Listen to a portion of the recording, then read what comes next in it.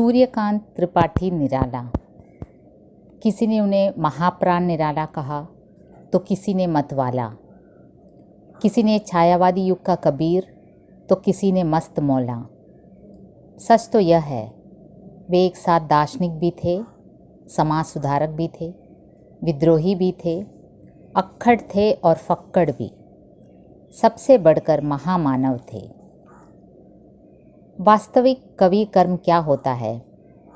अपने समय की पग ध्वनि के साथ अपनी कविता के तार को जोड़ना, वही निराला जी ने किया। समय की धड़कन उनकी रचना धर्मिता में साफ प्रतिबिंबित होती है। हिंदी या किसी अन्य भारतीय भाषा में ऐसा अर्थ गांभीर्य लिए उपनाम महाप्राण शायद ही किसी अन्य लेखक को प्राप्त हुआ हो। निराला जी का जन्म बंगाल में 1896 में मेदिनीपुर जिले में बसंत पंचमी के दिन हुआ। सरस्वती पूजन का दिन था। माँ सूर्य उपासना करती थी और माँ ने पुत्र का नाम रखा सूरज कुमार। बाद में स्वयं निराला ने उसे बदलकर सूर्यकांत कर दिया। निराला उनका उपनाम है, जो मतवाला पत्रिका के साथ जुड़ने के बाद उन्होंने अपनाया। निराला जी की औपचारिक शिक्षा कम हुई, जो पढ़ा स्वयं पढ़ा। बंगाली, संस्कृत और अंग्रेजी तो सीखी ही, साथ ही हिंदी के प्रति उनका असीम लगाव था, जो उन्हें इलाहाबाद ले आई और हिंदी साहित्य को मिला एक अमूल्य रत्न। निराला ने जो लिखा उत्कृष्ट लिखा, चाहे कविता, कहानी, उपन्यास, निबंध, संस्मरण, आलोचना, ये सब उन्होंने उत्कृष्ट लिखा। कविता संग्रह की ओर जाएं तो उनकी अनामिका, परिमल, गीतिका, तुलसीदास, अनिमा, बेला, अर्चना, आराधना सभी उत्कृष्ट हैं। लेकिन समीक्षकों का कहना है कि अगर निराला ने इनमें से यदि 3 ही रचनाएं लिखी होती तो भी वे महाकवि कहलाते। वो 3 उत्कृष्ट रचनाएं हैं सरोज स्मृति, राम की शक्ति पूजा और माँ सरस्वती की वंदना, वरदे वीणा वादिनी। सरोज स्मृति उन्होंने अपनी पुत्री सरोज के निधन पर लिखा, जो हिंदी का सर्वोत्कृष्ट शोक गीत माना जाता है। निराला ने जीवन में काफ़ी ट्रेजेडी को झेला। 3 साल की उम्र में उनकी माता का निधन हुआ और जब वे करीब 20 साल के थे, पिता भी चल बसे। उनका विवाह 16 साल की उम्र में हो गया था मनोहरा देवी के साथ, और मनोहरा देवी काफ़ी अच्छा भजन गाती थी हिंदी में, और मनोहरा देवी के भजनों से प्रभावित होकर निराला ने भी हिंदी में लिखना शुरू किया। लेकिन उस समय बंगाल में हैजे की महामारी ऐसे फैली कि उनकी प्रिय पत्नी मनोहरा देवी को मृत्यु ने अपनी गोद में ले लिया, और उस महामारी में निराला की पीढ़ी के और निराला के पिता के पीढ़ी के जितने भी रिश्तेदार थे, सभी की मृत्यु हो गई और निराला अकेले रह गए, एक बेटा और एक बेटी के साथ। और सरोज भी, जो उनकी बेटी, वो भी विवाह के 2 साल बाद ही सरोज की भी मृत्यु हो गई, जिसने निराला को एकदम से तोड़ दिया। राम की शक्ति पूजा में निराला ने कथानक प्राचीन काल के सर्वविख्यात राम कथा को ही लिया है। कविता पर वाल्मीकि रामायण और तुलसी के रामचरितमानस से ज़्यादा बांग्लाकृत कृत्तिवास रामायण का प्रभाव देखा जाता है। भगवान राम के आख्यानों में राम को चाहे विष्णु के अवतार के रूप में प्रतिष्ठित किया गया हो या उन्हें सामान्य मानव दर्शाया गया हो, दोनों ही स्थितियों में राम रावण युद्ध के दौरान उन्हें पराजय का डर कभी नहीं सताता। लेकिन निराला ने राम की शक्ति पूजा में राम को पराजय के भय से शंकित और आक्रांत दर्शाया है। राम की शक्ति पूजा का भाषा सौष्ठव, उसके बारे में क्या कहना, ये देख लीजिए आप। रवि हुआ अस्त ज्योति के पत्र पर लिखा अमर, रह गया राम रावण का अपराजय समर। आज का तीक्ष्ण शर विधृत क्षिप्र कर वेग प्रखर, शतशैल संवर्णशील नील नभ गर्जित स्वर। प्रतिपल परिवर्तित व्यूह भेद कौशल समूह, राक्षस विरुद्ध प्रत्यूह क्रुद्ध कपि विषम हो। विच्छुरित वही राजीव नयन हत लक्ष्य बाण, लोहित लोचन रावण मद मोचन महीयान। राघव लाघव रावण वारण गत युग्म प्रहर, उद्धृत लंकापति मर्दित कपि दल बल विस। ये ऐसे चलता है भाषा, कहीं कोई कनेक्टिंग वर्ड्स नहीं है, लेकिन भाषा इतना श्रेष्ठ है कि कहानी अपने आप खुलती जाती है कविता में। ऐसे था राम की शक्ति पूजा। उनका सरस्वती वंदना वरदे वीणा वादिनी। ये गीत जहाँ एक और माँ सरस्वती की स्तुति गान है, वहीं भारत माता को अज्ञानता, दास्ता और अंधकार से मुक्त करने का आह्वान भी है। सारे जग को जगमग कर देने की अभिप्सा इस गीत में है। आज स्थिति ऐसी है कि कोई भी साहित्यिक सांस्कृतिक अनुष्ठान निराला जी की सरस्वती वंदना के बिना अपूर्ण माना जाता है। वादिनी वरदे वरदे वीणा वादिनी वरदे, प्रिय स्वतंत्र रव अमृत मंत्र नव, प्रिय स्वतंत्र रव अमृत मंत्र नव। भारत में भर दे वरदे वीणा वादिनी वरदे, वरदे वीणा वादिनी वरदे।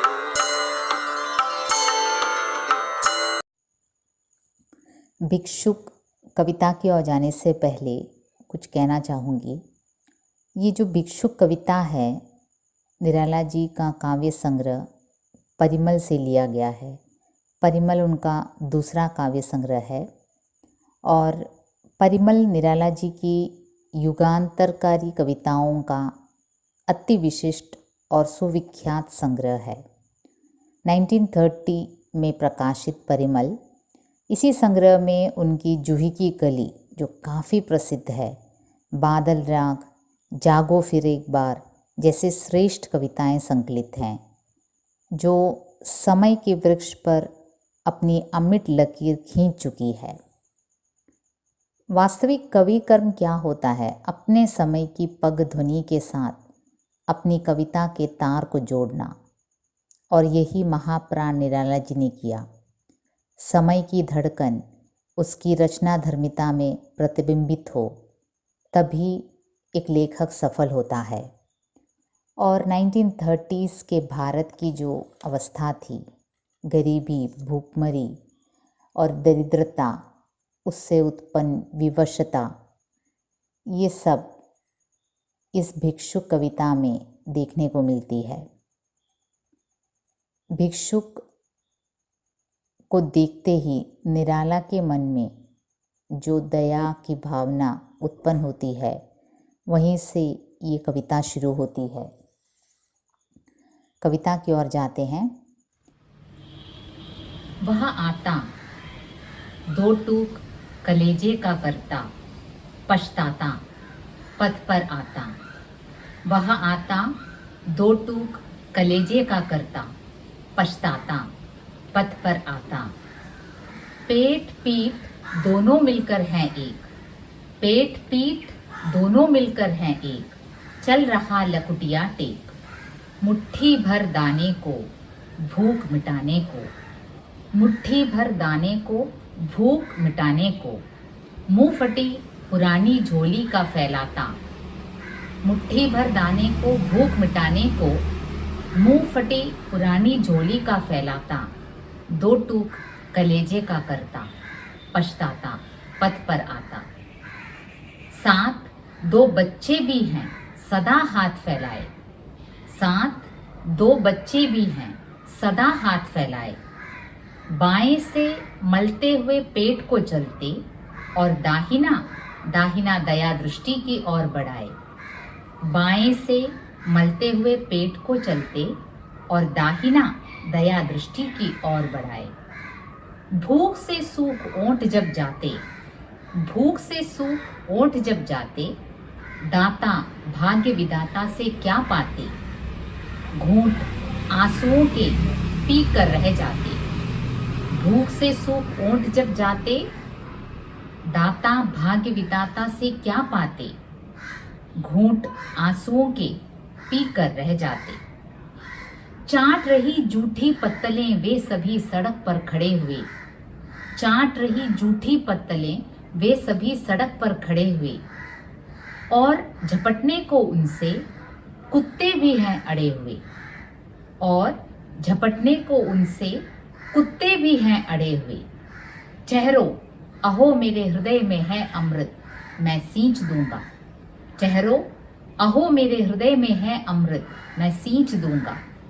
अभिमन्यु बन सकोगे तुम, अभिमन्यु बन सकोगे तुम, तुम्हारा दुख मैं अपने हृदय में खींच लूंगा। ऐसे थे महाप्राण निराला। ये कविता एक विवश, बेबस, लाचार भिखारी के प्रति किया गया शब्द प्रदर्शन मात्र नहीं है। ये वो निराला हैं जिन्होंने विजन वन वल्लरी में सोती हुई एक जूही की कली को देखकर उसमें एक मुग्धा नायिका को पाया।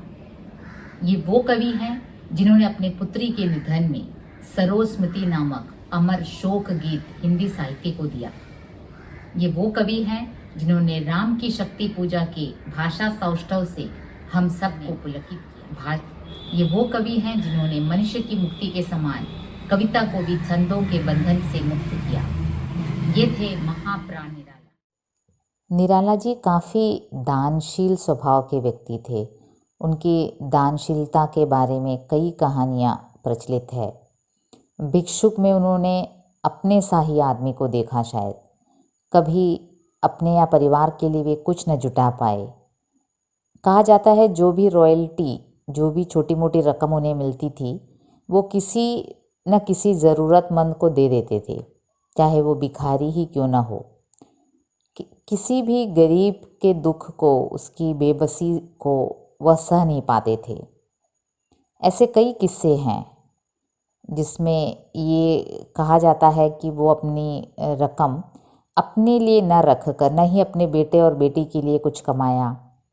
एक किस्सा ये भी है, इलाहाबाद में महादेवी वर्मा जी से उनका काफ़ी सौहार्दपूर्ण रिश्ता था। कहा जाता है एक बार महादेवी जी ने उनके लिए कोट सिलवाया ताकि जाड़ों के दिन काम आए, लेकिन कुछ दिनों बाद पूछने पर पता चला उन्होंने उसे एक ग्वाले को दे दिया, क्योंकि ग्वाला ठंड में ठिठुर रहा था।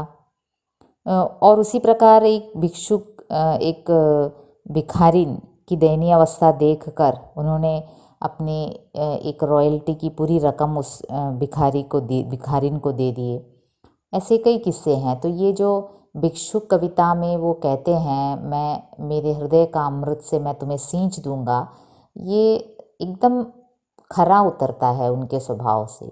ये शब्द प्रदर्शन नहीं है, ये उनका अपना निजी स्वभाव है जो उन्होंने भिक्षुक में व्यक्त किया है। वह आता दो टूक कलेजे को करता, पछताता पथ पर आता। यहाँ एक विवश, बेसहारा, लाचार भिखारी के आगमन का वर्णन शब्द चित्र के जैसे खींचा गया है। एक भूखा भिखारी जो आता है, उसे उसकी अवस्था ऐसी है कि वो भीख मांगने आया है तो उसके कलेजे के टुकड़े टुकड़े करके निकला है। मतलब उसका आत्माभिमान उसे भीख मांगने के लिए विवश करता है। मतलब वो अंदर से इतना टूट जाता है इस कर्म में, किसी के सामने हाथ पसारने में, वो पछताता है और तब पथ पर आता है।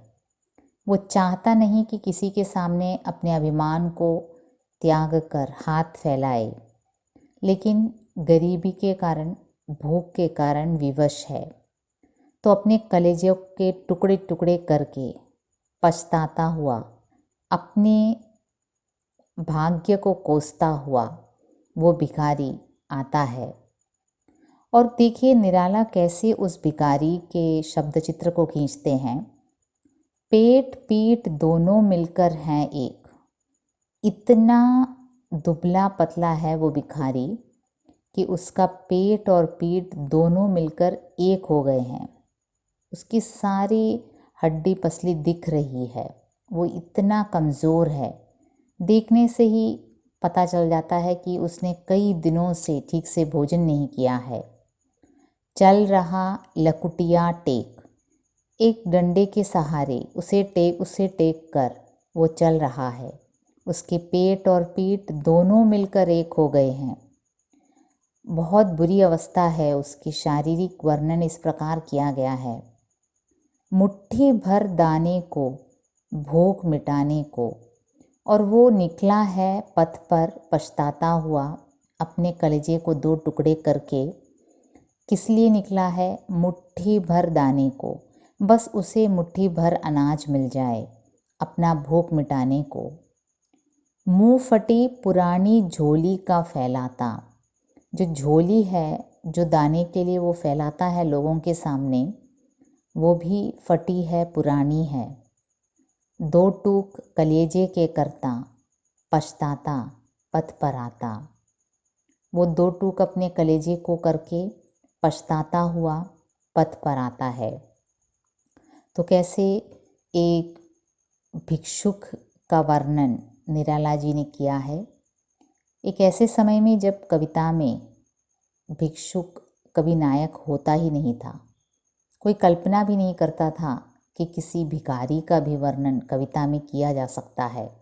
उस समय निराला ने ये जुर्रत की। वह आता दो टूक कलेजे को करता, पछताता पथ पर आता। पछताता हुआ, अपने भाग्य को कोसता हुआ वो भिखारी पथ पर आता है। कैसे आता है? अपने अभिमान को, स्वाभिमान को खो देने के कारण उसके कलेजे टुकड़े टुकड़े हो गए हैं। उसकी अवस्था कैसी है? पेट और पीठ दोनों मिलकर हैं एक। पेट कौन सा है, पीठ कौन सा है, ये पता नहीं चलता, बस सिकुड़ गए हैं, दोनों मिलकर एक हो गए हैं। वो चल रहा है बड़ी मुश्किल से लकुटिया टेक कर, क्योंकि कई दिनों से भूखा है इसलिए चल भी नहीं पा रहा है।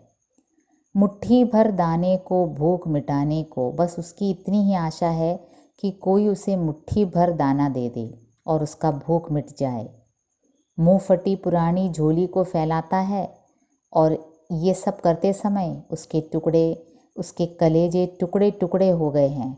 पछताता है और इस प्रकार पछताता हुआ बड़ी दीनहीन अवस्था में ये गरीब भिखारी पथ पर आ रहा है। अब वो अकेला नहीं है, ये भिक्षुक जो है उसके साथ दो छोटे छोटे बच्चे भी हैं। साथ दो बच्चे भी हैं, सदा हाथ फैलाए। अब उनकी आदत सी हो गई है, भीख मांगते मांगते वो हमेशा हाथ फैलाते हुए ये दोनों बच्चे इस भिखारी के साथ आते हैं। बाएं से वे मलते हुए पेट को चलते, और उन बच्चों की ये आदत सी हो गई है, बाएं हाथ से वे अपने पेट को मलते हुए चलते हैं। मतलब भूख लगी है उन्हें, कोई इस दृश्य को देखकर शायद पसीज जाए और शायद कुछ दे दे। इसी हौसले को रखते हुए ये बच्चे बाएं हाथ से अपने पेट को मलते हुए चलते हैं और दाहिना दया दृष्टि पाने की ओर बढ़ाए, और अपना दाहिना हाथ उस ओर बढ़ाते हैं जहाँ किसी की दया उन पर पड़ जाए। कोई उन्हें कृपा करके, उनकी ओर कृपा करके कोई दया से देखता है तो वहीं इनके दाहिना हाथ चला जाता है, शायद कुछ मिल जाए। भूख से सूख ओंठ जब जाते, दाता भाग्य विधाता से क्या पाते। और जब उनके ओंठ भूख से सूख जाते हैं, एकदम से खाना नहीं खाया, पानी नहीं पिया, एकदम से सूख जाते हैं उनके ओंठ, तब दाता भाग्य विधाता से वो क्या आशा रखते हैं। यहाँ दो अर्थ लिया जा सकता है। एक तो दाता है जो इनकी अवस्था को देखकर इन पर दया करके जो मनुष्य कुछ इन्हें दे देता है, और एक तो भाग्य विधाता है जो ईश्वर है, जो उन्हें इस प्रकार उनके भाग्य की लकीर खींच रखा है ईश्वर ने। तो ये दोनों, ईश्वर से भी उन्हें क्या मिलना है, कुछ नहीं मिलना है, और जो दाता है, जो मनुष्य हैं जिनके पास पैसा है, भोजन है, वो भी जब इन पर दया नहीं करते तो इनकी एक क्या अवस्था होती है, घूंट आंसुओं के पीकर रह जाते, और कुछ नहीं तो आंसुओं के घूंट पीकर ये बेचारे रह जाते हैं। तो साथ दो बच्चे भी हैं सदा हाथ फैलाए, बाएं से वे मलते हुए पेट को चलते, और दाहिना दया दृष्टि पाने की ओर बढ़ाए। तो इस भिखारी के साथ उसके दो बच्चे भी हैं जो हमेशा हाथ फैलाए रहते हैं और अपने बाएं हाथ से अपने पेट को मलते रहते हैं कि शायद इस दृश्य को देखकर किसी का मन पसीज जाए और कुछ उन्हें मिल जाए। और दाहिना हाथ उस ओर बढ़ता है किसी की दया दृष्टि की खोज में, वही उनका दाहिना हाथ बढ़ जाता है। भूख से सूख ओट जब जाते, दाता भाग्य विधाता से क्या पाते। अब ये एक प्रश्न चिन्ह कवि लगाते हैं। जब उनके ओट भूख से सूख जाते हैं तब आखिर वे कुछ पाते भी नहीं हैं, न ही मनुष्य से पाते हैं और न ही भाग्य विधाता से, बस आंसुओं की घूंट पीकर रह जाते हैं। अब दयनीय अवस्था ये है कि इस भिक्षुक को कवि देखते हैं, चाट रहे जूठी पत्तल वे सभी सड़क पर खड़े हुए, और झपट लेने को उनसे कुत्ते भी हैं अड़े हुए।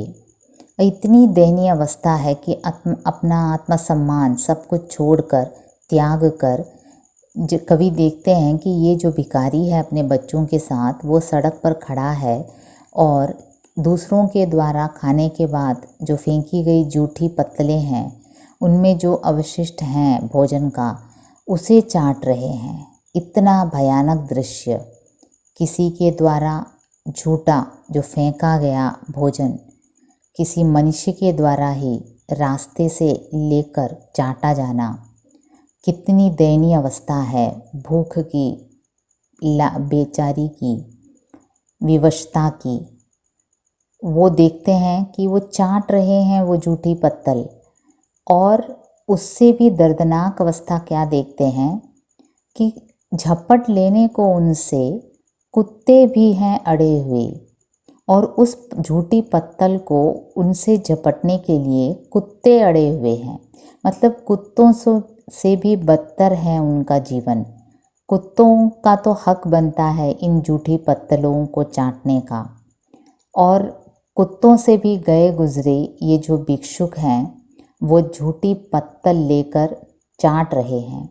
ये भारत के उस समय की अवस्था है जब भूख और गरीबी के कारण, खास करके बंगाल में अकाल था और बहुत सी ऐसी परिस्थितियां थी जब मानव भोजन के लिए तरस पड़ता था। और ये जो दृश्य है जूठी पत्तल को चाटना, वो निराला जैसे महाप्राण के हृदय को झकझोरने के लिए काफ़ी था। तभी वो कह उठते हैं, ठहरो, अहो मेरे हृदय में है अमृत, मैं सींच दूंगा।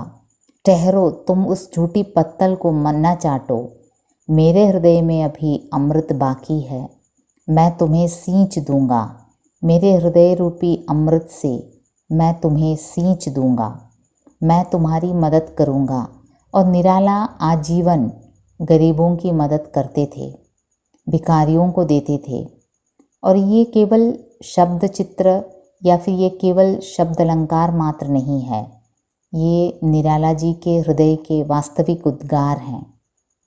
लेकिन वे एक बात और कहते हैं, अभिमन्यु जैसे हो सकोगे तुम्हें भी अपनी इस अवस्था से आगे बढ़ना है, तुम्हें भी इस दयनीय अवस्था से, इस गरीबी से उसी तरह आगे बढ़ना है जिस तरह अभिमन्यु ने कोशिश की थी। चारों तरफ चक्रव्यूह से घिरे जाने पर भी छोटे से बालक अभिमन्यु में जो इन परिस्थितियों से उभरने की जो शक्ति थी वो तुम में भी दिखना चाहिए। कर सकोगे तुम, ऐसा प्रश्न कवि पूछते हैं। तुम्हारे दुख मैं अपने हृदय में खींच लूँगा। मैं ज़रूर तुम्हारे दुख को अपने हृदय में खींच लूँगा। बदले में अभिमन्यु जैसे तुमको भी होना है। मतलब ये जो भीख मांगने की प्रथा है, इसे तुम्हें भी त्यागने की पूरी कोशिश करनी है। तुम्हें भी अपने पैरों में खड़े होने की कोशिश करनी है। बदले में तुम्हारे दुख मैं अपने हृदय में खींच लूँगा। तो ऐसे थे महाप्राण निराला।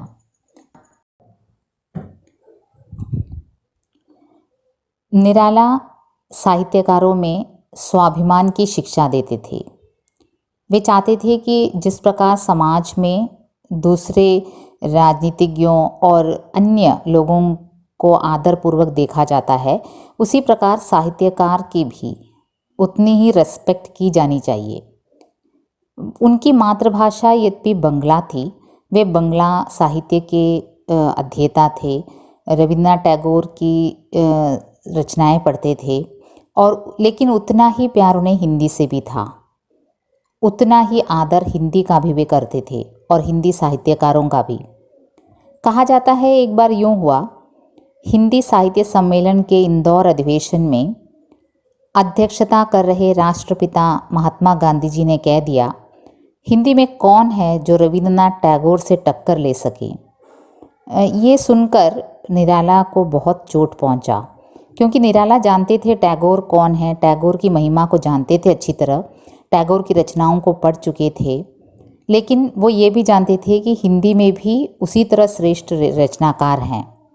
और ये उनके बात में ऐसे बैठ गई और इतने वो ये पूछना चाहते थे गांधी जी से। और गांधी जी जब लखनऊ आए तो निराला जी उनसे आदरपूर्वक मिले और पूछ बैठे कि आपने यह कैसे कह दिया कि हिंदी में कौन है रविन्द्रनाथ टैगोर जैसे। ऐसे स्वाभिमानी थे निराला। स्वाभिमान बेचने के लिए वे कभी तैयार नहीं हुए, इसलिए उनके जीवन काल में उन्हें कई संघर्षों का सामना करना पड़ा। आलोचक उनके ऊपर बहुत ही खफा थे, उनके लेखन के ऊपर। उनके जूही की कली को कविता ही मानने को तैयार नहीं थे। उनकी जो मुक्त छंदों को कविता को छंदों के बंधन से उन्होंने मुक्त किया, वे कई आलोचकों को अच्छा नहीं लगा और उनके बारे में बहुत भला बुरा लिखा गया उस समय की पत्रिकाओं में। लेकिन एक महान कवि को कोई रोक नहीं सकता, चाहे उनकी ज़िंदगी के बाद, उनकी मृत्यु के बाद उनकी महिमा को पहचाना गया।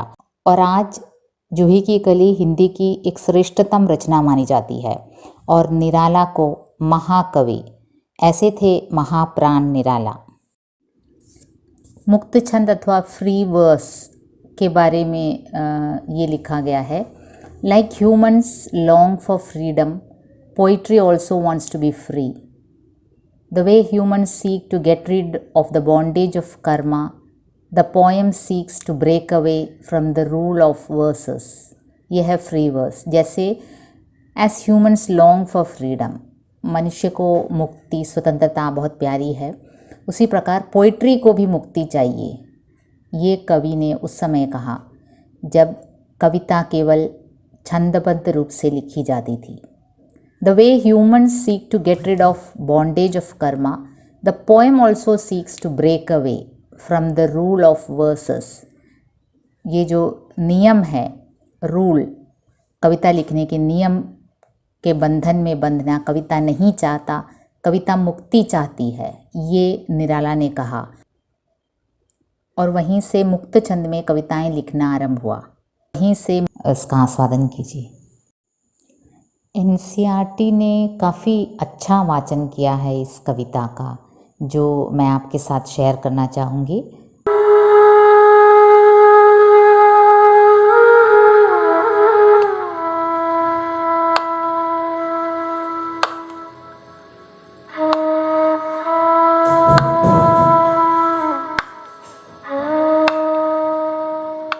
वह आता दो टूक कलेजे के करता, पछताता पथ पर आता।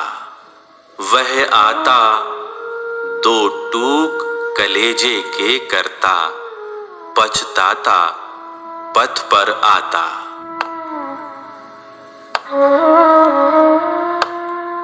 पेट पीठ दोनों मिलकर हैं एक, पेट पीठ दोनों मिलकर हैं एक। चल रहा लकुटिया टेक, चल रहा लकुटिया टेक। मुट्ठी भर दाने को, भूख मिटाने को, मुट्ठी भर दाने को, भूख मिटाने को। मुंह फटी पुरानी झोली का फैलाता, मुंह फटी पुरानी झोली का फैलाता। दो टूक कलेजे के करता, पछताता पथ पर आता। दो टूक कलेजे के करता, पछताता पथ पर आता।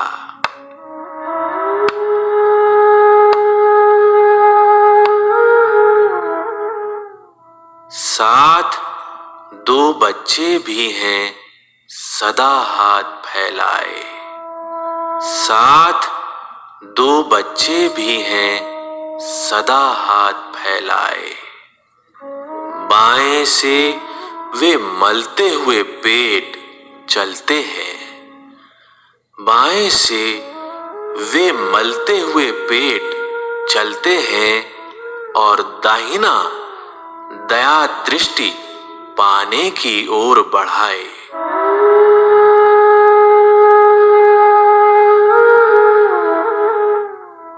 भूख से सूख ओंठ जब जाते, भूख से सूख ओंठ जब जाते।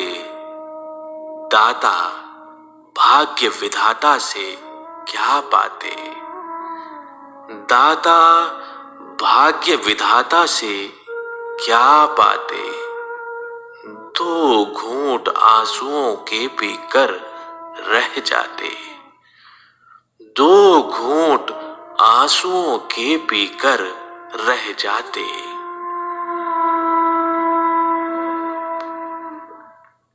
चाट रहे हैं जूठी पत्तल कभी सड़क पर खड़े हुए, चाट रहे हैं जूठी पत्तल कभी सड़क पर खड़े हुए। और झपट लेने को उनसे कुत्ते भी हैं अड़े हुए, और झपट लेने को उनसे कुत्ते भी हैं अड़े हुए।